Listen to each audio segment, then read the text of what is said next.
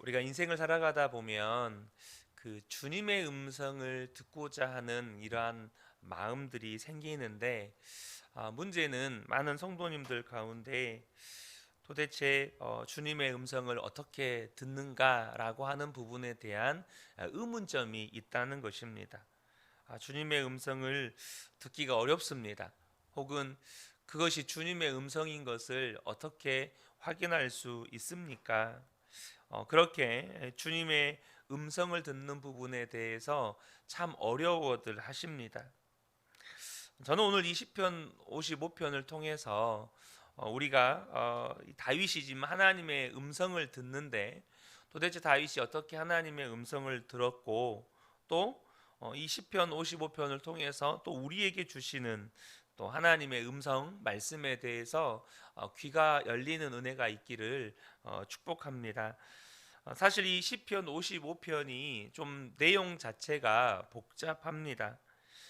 우리가 다 읽지는 않았지만 얼핏 읽어보면 이게 뭘 말하려고 하는지 내용을 파악하기가 조금 어렵습니다. 군데군데를 보면 아주 은혜로운 구절이 나오는 것 같기도 한데, 또 전체적으로 보면 무엇을 말하려는 건지 좀 파악하기가 어렵습니다. 그러니까 다윗의 고백이 왔다 갔다 해요. 이것은 무엇을 말하냐면 이 시편을 썼을 당시에 다윗의 감정 기복, 마음이 이렇게 갈피를 잡지 못하고 왔다리 갔다리 했다는 겁니다. 어 근데 여러분, 우리가 이 다윗이 뭘 말하려는지 어려운 것 같은 이 시편을 보는 것처럼 우리의 마음이 사실 그럴 때가 있습니다. 마음이 복잡해서 마음이 막 요동을 치는 거예요. 그래서 마음이 어떨 때는 그냥 좋았다가, 또 어떨 때는 너무 마음이 복잡했다가, 사실 우리도 나 스스로가 생각도 정리도 안 되고 감정도 정리도 안 되고, 그래서 내 스스로가 마음 정리가 안 돼서 복잡할 때가 있는 상황을 맞게 되죠. 사랑하는 성도 여러분, 저와 여러분이 설사 그런 마음이 있다 할지라도 주님의 음성을 듣게 되시기를 예수님의 이름으로 축복합니다. 사실 이 시편 55편을 보면 이 다윗의 마음이 이렇게 복잡하게 된 배경을 짐작할 수 있게 되는데요. 그게 뭐냐면 친구의 배신입니다. 믿었던 친구, 정말로 친한 친구의 배신이었다는 거죠. 13절과 14절을 보면, 그런데 나를 비난하는 자가 바로 너라니, 나를 미워하는 자가 바로 내 동료, 내 친구, 내 가까운 벗이라니, 우리는 함께 두터운 우정을 나누며 사람들과 어울려 하나님의 집을 드나들곤 하였다라고 지금 다윗이 고백을 하고 있습니다. 그러니까 믿었던 정말 친한 친구라고 생각했던 사람이 배신을 하게 돼요. 여러분, 우리가요 지나가다 아무도 그냥 전혀 알지 못하는 사람에게 뭐 욕설을 듣는다거나, 혹은 그 사람이 막 갑자기 뒤통수를 한 대 때린다거나, 물론 그것이 기분 상할 수 있고 마음 상할 수 있지만, 그것이 우리 마음 가운데 그렇게 막 쓰라린 상처를 주거나 뭐 쓰라린 고통을 주거나 그러지는 않습니다. 그냥 기분 잠깐 그 마음 상했다가 오늘 똥 밟았다 뭐 이런 마음 상태로 그냥 지나갈 문제인데, 지금 다윗의 경우에는 너무너무나도 친한 친구요, 동료요, 가까운 벗이어서 그 두터운 우정을 나누면서 함께 성전을 드나들면서 하나님을 예배하고 은혜를 나누고 이랬던 사람이거든요. 근데 그 사람이 지금 자신을 죽이려고 하는 거예요. 12절에 보면, 나를 비난하는 자가 차라리 내 원수였다면 내가 견딜 수 있었을 것이다. 나를 미워하는 자가 차라리 자기가 나보다 잘났다고 자랑하는 내 원수였다면 나는 그들을 피하여 숨기라도 하였을 것이다. 그러니까 여러분, 원수가 공격하는 것은 미리 대비하고 피하거나 숨을 수라도 있습니다. 그 사람은 항상 나를 죽이려고 준비하는 사람이니까 늘 경계태세를 취하는 거죠. 그런데 이 사람은 나를 숨겨줄 사람이야. 이 사람은 어떤 상황에도 나를 변호해줄 사람이야. 어떤 상황에도 나를 숨겨줄 사람이야 라고 여겼던 그 사람이 칼을 들고 그 사람에게 갔는데 내 목에다가 칼을 내미는 거예요. 그러면 엄청난 위기를 당하는 일이고 또 그 배신감에 치를 떠는 거죠. 우리가 시편 54편 나누었던 것처럼 그 그일라 사람들과 10부족들, 다윗이 그일라를 피해서 10부족에게로 도망을 쳤는데 그들이 오히려 사울 왕에게 다윗을 팔아넘기고 오히려 사울 왕의 앞잡이가 되어서 다윗을 지금 잡으러 오는 겁니다. 얼마나 비참하고 어려움 가운데 있겠습니까? 이런 배경에서 이 시편 55편이 쓰여진 거예요. 그래서 1절을 보면 다윗의 비명과도 같은 기도가 나옵니다. 하나님, 내 기도에 귀를 기울여 주십시오. 나의 간구를 외면하지 말아 주십시오. 물론 여러분, 저와 여러분도 너무너무 위기에 처하게 되면 비명부터 나오고 그렇게 정말 당장 어떻게든 살아야 되니까 그렇게 소리를 지를 수 있죠. 그런데 저와 여러분이 명심해야 할 것이 하나 있습니다. 그게 뭐냐면 그런 기도가 나올 수밖에 없지만 사실 그때는 우리가 하나님께 소리를 지르는 것보다 하나님의 음성을 들어야 할 때라는 것입니다. 소리 지르지 말라는 게 아닙니다. 하나님 앞에 피명 지르듯이 기도하셔야 합니다. 하셔도 돼요. 하지만 여러분, 더 중요한 건 내가 피명 지르는 것보다 내게 말씀하시는 주의 음성을 듣는 것이라는 겁니다. 여러분, 당장 우리가 다급해서 너무너무 두려워서 하나님 앞에 비명과도 같은 기도를 드린다고 할 때 하나님이 못 듣는 경우가 있을까요? 아니, 못 듣는 경우가 아니라 하나님이 우리의 처지와 형편을 모르실 수가 있을까요? 우리는 다급해서 우리는 곧 죽을 것 같아서 하나님 앞에 두려워서 막 비명을 고래고래 질러요. 또 뭐 원통하고 속상한 마음에 그렇게 소리를 고래고래 지를 수 있죠. 그런데 우리가 그렇게 소리를 안 지르면 하나님이 그런 우리와 처지와 형편을 모르시겠느냐는 거예요. 우리가 분명히 이거는 짚고 넘어가자고요. 하나님이 모르실 수가 없습니다. 우리보다 더 우리를 잘 아시는 하나님께서 우리와의 처지와 형편만 아시는 게 아니고 우리의 마음 속까지 다 알고 계신다는 거예요. 그러면 여러분, 그때 저와 여러분이 분명하게 알아야 될 거는 내가 하나님 앞에 그렇게 비명과도 같은 소리를 지르는 것보다 하나님의 음성을 듣는 것이 더 중요하다는 겁니다. 여러분, 저와 여러분이 위기에 처했어요. 그럼 그때 하나님이 뭐라고 하실까요? 그때 하나님은 우리에게 너 정신 똑바로 차려야 된다. 너 이럴 때일수록 내 말 똑똑히 들어야 된다. 이렇게 말씀하시지 않겠어요? 이건 여러분 상식입니다. 무슨 말이냐? 여러분 다 부모님들이시잖아요. 어렸을 때 자녀가 어떤 다급한 상황에 처해서 막 엄마 아빠 소리를 질러요. 그때요, 여러분 어떻게 하죠? 부모님들 어떻게 합니까? 이 아이가 다급한 상황에 처했을 때 부모님들이 같이 막 당황해가지고 우왕좌왕 하면 아이는 더 두려워지죠. 그러니까 부모의 마음도 두렵기도 하고 겁나기도 하지만 부모가 어떻게 합니까? 너 정신 똑바로 차려야 된다. 너 내 말 잘 들어야 된다.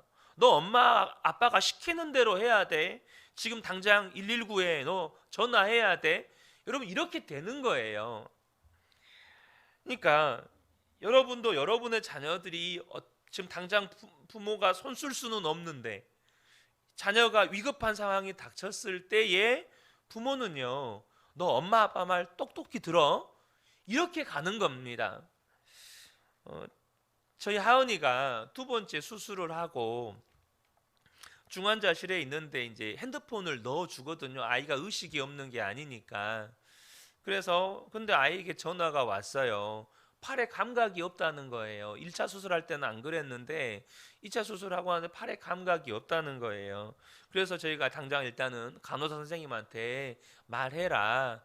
그래서 이제 이 아이가 간호사 선생님한테 말했고 뭐 여러 가지 이제 체크를 해보는 거죠. 어쨌든 그렇게 하루 중환자실을 보내고 나와서 바로 이제 MRI를 찍으러 이렇게 갔습니다.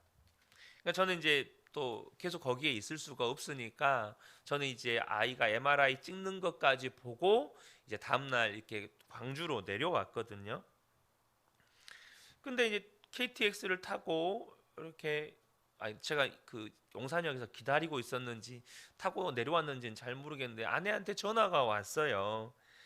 이렇게 MRI 촬영을 했더니 뇌경색이 이제 보이는 거죠. 그러니까 하은이도 그 이야기를 이제 듣고 나서 이제 우는 거예요. 그러니까 이제 뇌경색이 온 것으로 인한 뭐 두려움도 있고 또 속상한 마음도 있고 막 그러니까 자 우는데 이제 엄마가 달래도 이게 이제 울음이 안 그쳐져서 저한테 이제 전화를 했던 거죠. 저도 사실 마음은 두렵기도 하고 속상하기도 하고 한데 어떻게 합니까? 제가 그때 우리 하은이한테 그랬어요. 너 지금 당장 울음 그쳐. 단호하게 이야기했어요. 너 지금 당장 울음 그쳐. 너 계속 울면 큰일 나. 이 뇌혈관을 수술해 놓은 아이들에게 가장 위험한 상황이 아프거나 놀래서 이렇게 울 때 과호흡이 발생을 해서 그 수술 부위에 혈액 공급이 안 되는 게 가장 위험한 상황이거든요. 그래서 제가 단호하게 너 울지 마. 지금 당장 울음 그쳐. 너 울더라도 다 낫고 난 다음에 울어. 제가 이렇게 막 아이에게 야단을 쳤거든요. 그런데 이제 그 상황이 울더라도 다 낫고 난 다음에 울으라고 하니까 이게 좀 이제 코믹하게 돼서 아이도 이제 울음도 그치고 웃음으로 바뀌고 막 그렇게 해서 울음이 그쳤어요. 여러분, 뭘 말하냐면 우리에게 다급하고 위험한 상황이 왔을 때 하나님께 비명을 지르는 것보다 더 중요한 게 그때 우리에게 말씀하시는 하나님의 음성을 듣는 것이라는 겁니다.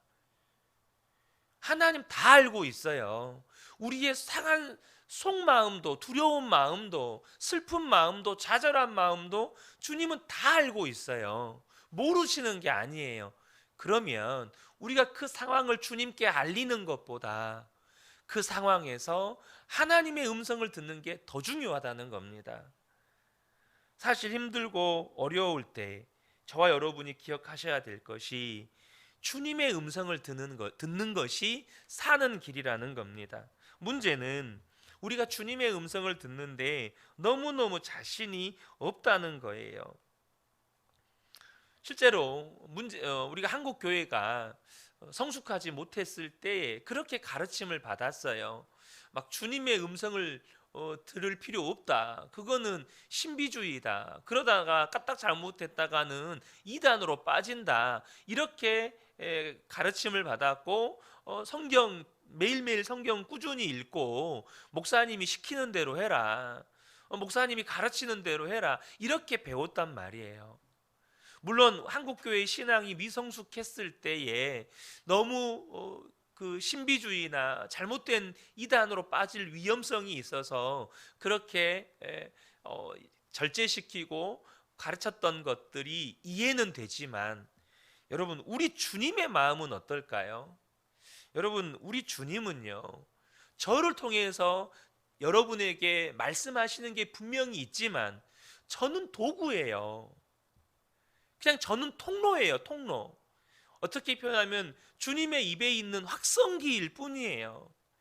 주님은 저를 통해서 여러분에게 분명히 메시지를 전달하시지만 저와 여러분 각자에게 하나님은 말씀하기를 원하시는 하나님이시라는 겁니다. 물론 저와 여러분이 하나님의 말씀을 늘 읽고 묵상하고 그렇게 말씀을 공부하면서 말씀을 분별하는 능력을 키우는 게 중요합니다.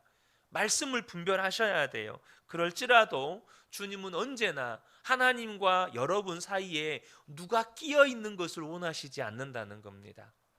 하나님과 저와 여러분 사이에 오직 저와 하나님, 여러분과 하나님 이렇게 만나기를 원하신다는 거예요. 그런데 여러분, 우리가 하나님의 말씀에 순종하려고 해도 주님의 음성을 들어야죠. 주님이 뭐라고 말씀하셨는지 알아야 순종이라도 할 거 아니겠습니까? 그런데 여러분, 주님의 음성은요, 저와 여러분이 분명하게 아셔야 될 것이 우리의 마음과 생각을 통해서 들려온다는 것입니다. 갑자기 하늘에서 육성으로 들리지 않아요.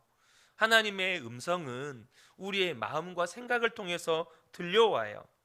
시편 55편을 읽어보면 다윗이 주님의 음성을 어떻게 들었는지를 알려줍니다. 먼저 2절과 4절과 5절을 보면 나는 분노에 떨고 있습니다. 4절에 내 마음은 진동하듯이 뒤틀려 찢기고 죽음의 공포가 나를 엄습합니다.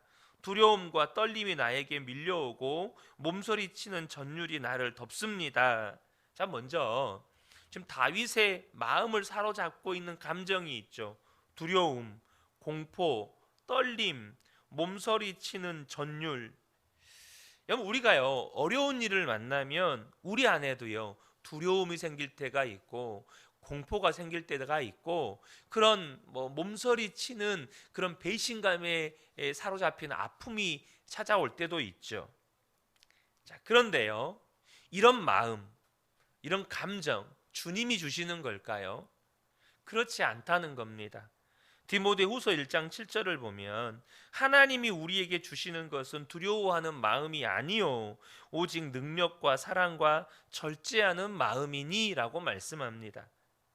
그러니까 여러분, 우리 마음 가운데 두려운 마음이 든다는 건 주님이 주시는 게 아니라는 겁니다. 다시 말하면 주님이 말씀하시면 우리 마음 안에 드는 두려움도 또 공포도 또 치가 떨리는 분노의 감정도 주님이 말씀하시면 끝이 난다는 거예요. 그런데요 우리 마음 안에 드는 의문점이 있어요. 그게 뭐냐면 주님이 나에게 말씀하셨는데 정말로 주님께서 내 인생을 말씀하시는 대로 인도하시느냐는 거예요. 우리가 가진 두려움 가운데 하나는 뭐냐면 주님이 말씀하시는 것이 분명하지 않은 것도 있지만 또 주님이 말씀하시는 대로 나를 인도하실까라는 부분에 대한 불확실성 때문에 오는 그런 두려움이라는 거죠. 여러분, 분명히 다윗의 마음속에는요 극한의 두려움이 찾아옵니다. 사실 우리가 일생을 살아가면서 이런 두려움을 겪는 경우는 사실 거의 없습니다. 그런데 우리가 인생을 살아가면서 겪는 그런 두려움은 사랑하는 가족들이 죽게 되는 상황에 직면할 때 찾아오는 두려움, 또 한 가지는 자신이 이렇게 죽을 것 같은 위기를 만날 때 오는 그런 두려움이죠. 사실 이것은 모든 인생들이 겪게 되는 두려움인데 다윗과 같은 두려움, 사랑하는 사람이 지금 내 목숨을 위협하는 그런 두려움은 사실 쉽게 경험할 수 있는 두려움은 아닙니다. 그러나 여러분, 다윗이 이런 두려움 가운데 있을 때 갑자기 이상한 이야기를 해요. 6절부터 8절을 보면 나는 말하기를 나에게 비둘기처럼 날개가 있다면 그 날개를 활짝 펴고 날아가서 나의 보금자리를 만들 수 있으련만 내가 멀리 날아가서 광야에서 머물 수도 있으련만 광풍과 폭풍을 피할 은신처로 서둘러서 날아갈 수도 있으련만 하였다. 갑자기 이상한 고백을 합니다. 여러분, 이 상황이 참 이상하잖아요. 죽음의 두려움을 직면했는데 그 두려움에 직면했을 때 다윗이 하는 이야기는 날개가 있다면, 비둘기처럼 날개가 있다면 내가 이렇게 날아가서 피할 수 있으련만, 이런 이야기를 한다는 거예요. 갑자기 너무너무 두려우니까 현실을 도피하고 싶은 심정으로 마음에 공상이 일어나는 겁니다. 여러분, 너무 현실이 두려우면요, 이게 꿈이었으면 좋겠다, 내게 날개가 있어서 여기서 좀 도망쳤으면 좋겠다, 이게 이상한 일입니까? 당장 여러분, 사람이요 너무 재정적으로 어려우면요 무슨 생각합니까? 로또라도 당첨됐으면 좋겠다, 이런 생각을 해요. 그러니까 이게 이상한 일이 아니라는 겁니다. 그런데 여러분, 우리가 극한의 두려움이 찾아왔을 때, 어떤 어려움이 찾아왔을 때 이런 공상들을 할 수 있어요. 그런데 이게 주님이 주시는 생각일까요?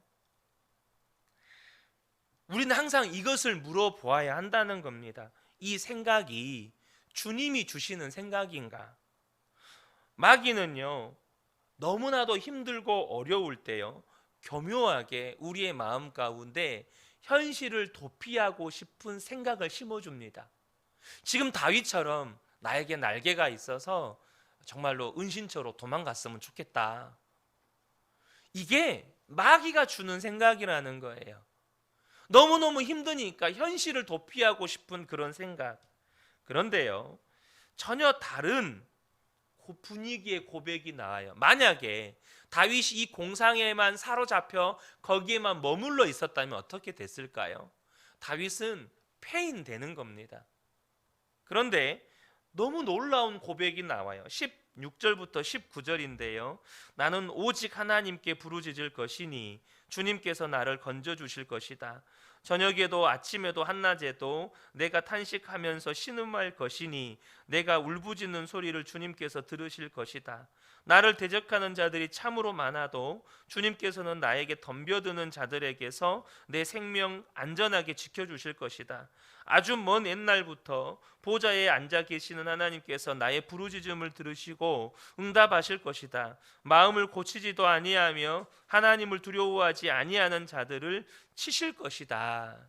지금 무엇을 이야기하는 겁니까? 갑자기 다윗의 마음 가운데 담대한 믿음의 고백이 나오는 겁니다.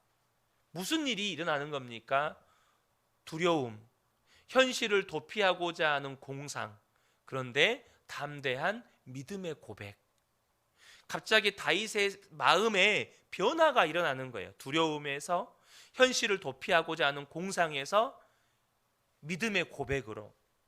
여러분, 무엇을 말하는 겁니까? 이것이 다윗의 마음속에서 일어나는 주님이 주시는 음성이라는 것입니다. 하나님이 다윗의 마음속에 말씀하고 계시고 다윗은 그것을 믿음으로 고백하는 거예요. 도무지 다윗의 말을 종잡을 수 없는 상황이기는 합니다. 두려움 때문에 죽을 것 같다고 했다가, 내가 새가 되어서 정말로 도망쳤으면 좋겠다라고 했다가, 갑자기 하나님 앞에 하나님은 나를 건져주실 것이다, 고쳐주실 것이다, 내 기도에 응답해 주실 것이다, 그렇게 믿음의 고백을 해요. 다윗만 그렇습니까? 우리도 똑같습니다.